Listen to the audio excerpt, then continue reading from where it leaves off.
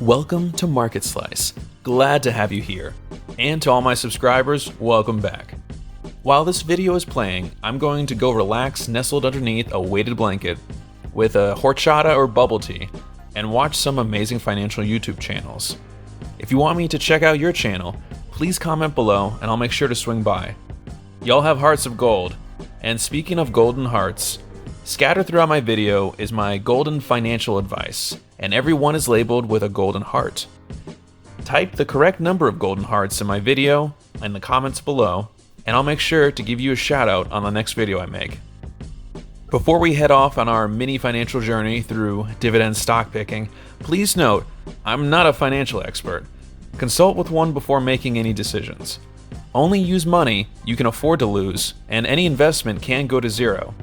Basically, nothing is guaranteed except death, taxes, and Taco Tuesday. So let's talk about dividend stock picking using the M&M method. When was the first dividend paid out? A French bank paid out the first ever dividend in 1250. People saw this as a pretty good idea, like tableside guacamole, and they decided it was worth repeating for the last few centuries. Whether things are all ripe, or you've hit guac bottom, you'll be glad you picked solid dividend stocks. What was the first company to issue dividend stock? The Dutch East India Company was the first company to issue stock, and they maintained an average dividend of 18% for 200 years. How many stocks in the S&P 500 are dividend-paying stocks? Over 400 of the 500 stocks on the S&P 500 issue dividends. What is the longest-running dividend stock? York Water of Pennsylvania has been paying its shareholders dividends for over 200 years. Golden advice. Stocks do not know or care that you're the owner, no matter how long you've held them. Importance of dividend investing on your portfolio. $1,000 invested into the S&P 500 with dividends reinvested will get you approximately $4,500. While the same initial amount invested without dividends would equal only $2,500, and that's pretty substantial. Dividends protect against inflation eating away at your portfolio. They are less volatile and have the ability to increase over time. So, why dividend stocks and not gold? Well, gold doesn't do anything. It won't grow and produce more gold. What you have now is what you'll always have. It won't generate income, but good dividend stocks will. Compounding your growth with fractional shares and dividend reinvestment plans, you will have money that will make you more money. I understand all the metrics of safe dividend stocks, but is there anything with higher returns? Sure, there is something out there, but there's no get-rich-quick scenario with long-term investing. At this point, you're not investing as much as gambling if you're not willing to hold your stock positions for longer than a year. There are exceptions to early sell-offs, including a bankruptcy risk within the company, and any dividends above 20% are suspect. Few companies can sustain that level of dividends. Golden advice. All stocks fall victim to economic gravity.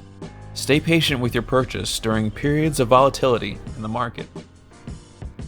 Now, what should I do to look for winning dividend stocks? Easy. The M&M Method, which stands for Momentum and Margin. You can use the M&M Method for choosing your stock, and you'll be candy crushing in no time. Let's look at yearly growth, shall we? Well, we're going to. It was a rhetorical question. You'll want a prospective stock to have a growth rate of at least 5%, but no more than 20%. A stock lower than 5% won't yield appreciable gains, and a stock above 20% will eventually disappoint investors when the growth curve flattens. Exceptions to this rule, and there's always exceptions, include companies with very optimistic short-term growth and/or IPO dividend stocks, like Reynolds, which made its debut in January of this year. Ironically, the best time to buy growth dividend stocks is during a market decline. Look up on the interwebs how equities are doing compared to other assets on a 3-month and 6-month basis. If the trend is overall down, that's a great time to consider buying stocks. Golden advice. Diversify within sectors and across sectors. The next step is a strong stock long-term growth compared to its short-term growth. Is the stock down appreciably during these 3 to 6 months compared to where it normally runs in the up market? If so, the fundamentals haven't changed much for the stock, and it'll be a buy. An example of this would be MasterCard, which lost 41% of its value in 30 days, only to have an increase in 47% from its lows to its current price. That same stock has had a 5-year increase of over 215% consistent while paying out its dividends. Another stock like this is Visa, where you can check out on my analysis up here in the corner. Momentum is a powerful principle, and the next powerful principle is margin. No, not margarine that you spread on toast. Margin, the financial spread. When it comes to stocks, margin includes both the profitability of that company as well as the competitive advantage in the sector. The stability of any dividend-paying company is directly correlated to a high dividend payout ratio and a low debt-to-equity ratio. You'll want to look for a payout ratio higher than 35%, but lower than 60% for non-utility companies. The percentage is high enough for financial incentive, but not too high that the dividends drain valuable capital from the company. Golden advice. A consistent and increasing dividend payout over 5 years is a great indicator for a dividend stock. A debt-to-equity ratio of 50% or higher is a red flag. Companies may lower its ratios through many avenues, but the best one is an increase in sales growth. And the primary driver of sales is having a competitive advantage or a moat. Apart from protecting medieval kingdoms from armies and looking cool in castle-related stock photos, moats are an essential feature of successful companies. Find out what this company does, how it does it, and how it does it better than other rival companies. So, when should I buy? Consistently reinvest your current dividends. Stockpile more cash for a future downturn. You're probably thinking the market is going nowhere but up, but that's not entirely likely. A scalable, workable vaccine still needs to be reached before a full economic recovery. You can check out my Moderna video up here in the corner where I talk more about that. But wait, the stock market is close to all-time highs. How can you be so charming, yet so wrong about this? Honestly, I could be wrong. I'd like to be. No one really wants to be right about economic downturns, especially when it negatively affects millions of people. Current saturation in the market has been linked to non-professional investors with an increase in trade volume from new accounts. And these accounts can be traced back to the early days of quarantine.